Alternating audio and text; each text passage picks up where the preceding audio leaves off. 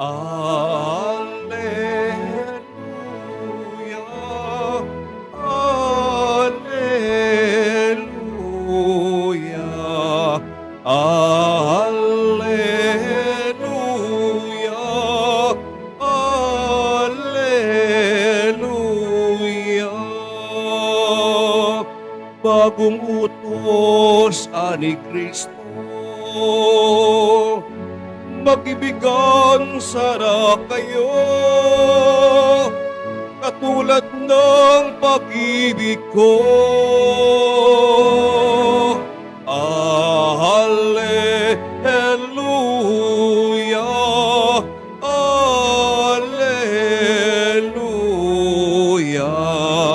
Alleluia.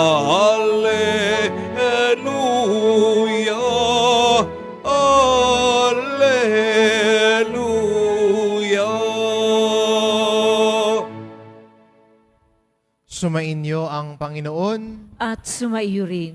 ang mabuting balita ng Panginoon ayon kay San Lucas. Papuri sa iyo, Panginoon.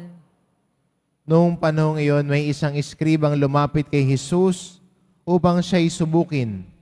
Guro, aniya, ano ang dapat kong gawin upang magkamit ng buhay na walang hanggan? Sumagot si Jesus, ano ang nakasulat sa kautusan? Ano ang nababasa mo roon?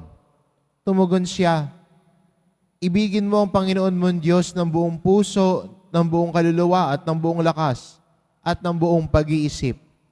At ibigin mo ang iyong kapwa gaya ng iyong sarili. Tama ang sagot mo, wika ni Jesus. Gawin mo yan at mabubuhay ka. Sa hangad ng eskriba na wag siyang lumabas na kahiyahiya, tinanong niya uli si Jesus, sino naman ang aking kapwa? Sumagot si Jesus, may isang taong naglalakbay buhat sa Jerusalem, patungong Jericho. Hinarangan siya ng mga tulisan, kinuha pati damit sa katawan, binugbog at halos patay na ng iwan. Nagkataong dumaan doon ng isang saserdote at pagkakita sa taong nakahandusay, siya'y lumihis at nagpatuloy sa kanyang lakad. Dumaan din ang isang Levita, ngunit tinignan lamang niya ito at nagpatuloy sa kanyang lakad. Ngunit may isang Samaritanong naglalakbay na naparaan doon. Nakita niya ang hinarang at siya'y nahabag. Lumapit siya. Binuhusan ng langis at alak ang mga sugat nito at tinalian. Saka isinakay ang tao sa kanyang sasakyang hayop. Dinala sa bahay panuluyan at inalagaan doon. Kinabukasan dumukot siya ng 2 denaryo, ibinigay sa may-ari ng bahay panuluyan at sinabi, alagaan mo siya at kung magkano naman ang kakulangan, babayaran ko sa aking pagbabalik. Sino ngayon sa palagay mo ang nagpakita ng kanyang pakikipagkapwa sa taong hinarang ng mga tulisan? Tanong ni Jesus, at nagpakita ng habag sa kanya, tugon ng eskriba. Sinabi sa kanya ni Jesus, humayo ka't gayon din ang gawin mo. Ang mabuting balita ng Panginoon. Pinupuri ka namin, Panginoong Heso Kristo. Magsiupo muna po ang lahat.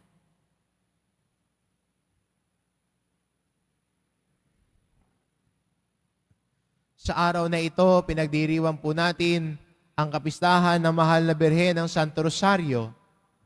At kung titignan natin sa kasaysayan natin, ang pinagmulan ng kapistahang ito ay mula sa isang digmaan. Ito yung tinatawag na Battle of Lepanto, kung saan inutos sa Santo Papa na ang mga Kristiyano ay magdasal nang sa gayon ay tagumpay ang matagpuan, tagumpay ang makamit laban sa mga mananakop. I-google nyo na lang ho yung Battle of Lepanto. Pero maganda rin makita na yung pinagmulan ng kapistahang ito ay mula sa isang laban, digmaan. at nagbigay ng kapayapaan. Kaya sa araw ding ito ay pinapakiusap ng ating mahal na Santo Papa, Papa Francisco, na ang araw na ito ay maging araw para sa ating mga Kristiyano na araw ng pananalangin at pag-aayuno para sa kapayapaan ng mundo. A day of fasting and prayer for peace. At hindi lang po siguro yung gulo sa buong mundo, kahit sa loob natin, may gulo din. Kahit sa buhay natin, may gulo din. May kawalan ng kapayapaan at minsan may makanya-kanya tayong laban na hindi nakikita ng iba. We have our own battles also.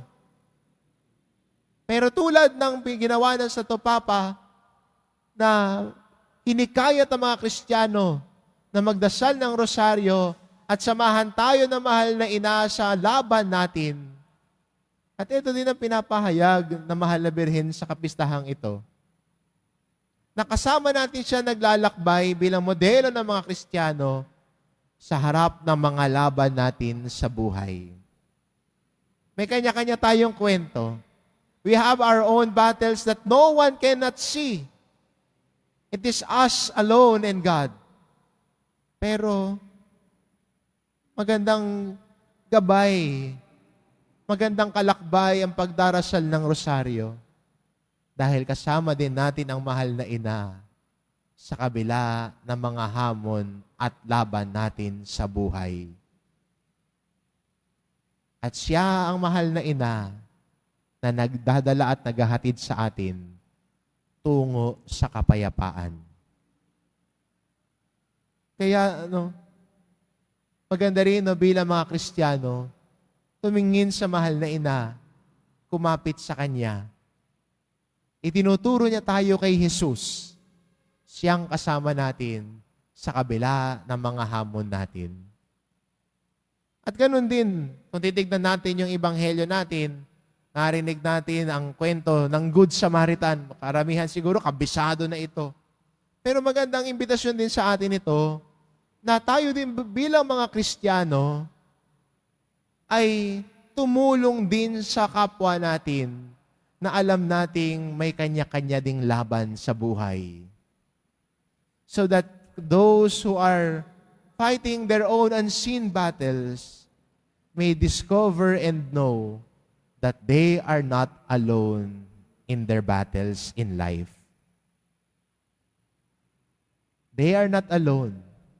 May kasama. May nagdarasal para sa kanila. May nagbibigay ng lakas ng loob para sa kanila. May nagbibigay ng inspirasyon sa kanila. Yung tao sa ating ebanghelyo na iniwan, dinaanan, tinignan, he was alone. Pero nung dumating ang Samaritanong ito, kinupkop, pinagaling ang kanyang mga sugat at inalagaan. Naramdaman ng taong iniwan sa kalsada na hindi siya nag-iisa. He was fighting for his life. Iniwan siya ng mga tulisan na halos patay na. Nakikipaglaban sa sarili niyang buhay. Pero sana may isang dumating at sinamahan siya. At sana tayo din bilang Kristiyano, kasama natin ang mahal na Birhen sa mga laban natin sa buhay. Kasama natin ang mahal na ina na nagbibigay sa atin ng kapayapaan at pag-asa. At tayo din po sana bilang Kristiyano ay yakapin din ang misyon na maging larawan ng kaginhawaan sa kapwa natin. Maging larawan at paalala na hindi sila nag-iisa sa kabila ng kanilang pinagdadaan at laban sa buhay. That no Christian will be left walking alone. He knows there is a Christian community walking and praying with him. Amen.